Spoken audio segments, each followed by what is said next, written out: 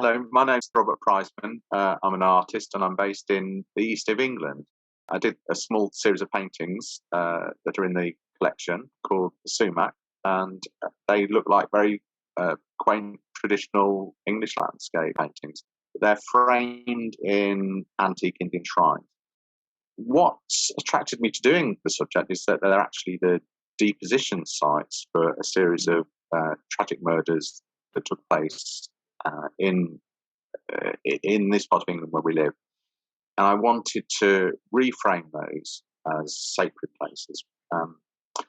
What I suppose I was particularly interested in is trying to use beauty in the way that so like crucifixion paintings are actually incredibly beautiful, and for many years I would go to the National Gallery in London and I'd look at painting by Raphael or someone like that, and you just marvel at the beauty and the serenity and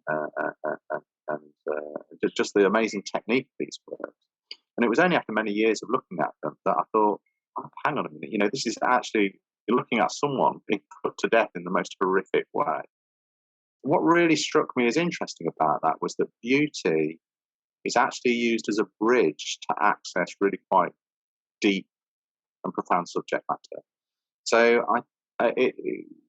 I thought, well, if I look at something which I find quite disturbing or emotional or moving, then maybe using beauty is a way to access that myself. So I looked at the sites where these murders took place. I didn't go to the sites direct. I used found images, but they're the sites. They're in the same location. There's the same sort of general area of countryside that John Constable had painted his famous landscapes.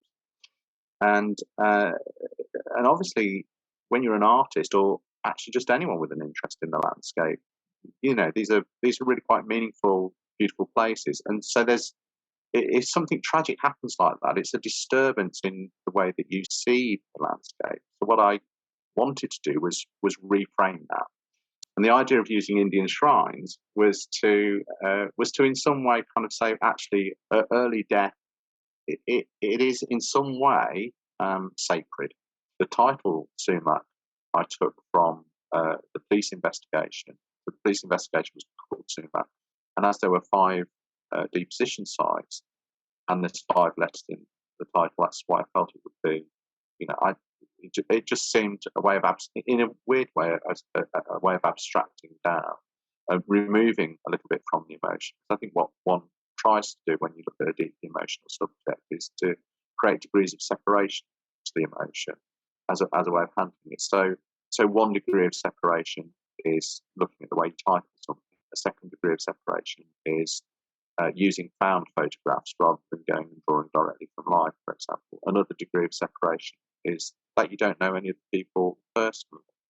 And then another degree of separation is the engagement with the Indian shrines, which helps. I mean, it's a completely outside, so it's outside of our culture and heritage. So you bring the landscape to antique Indian shrines, which of course are encapsulating religious iconography. All of those things mixed together to create something which is new, but also hopefully reverential, and creates an element of separation in order that you can look with sensitivity at the subject itself.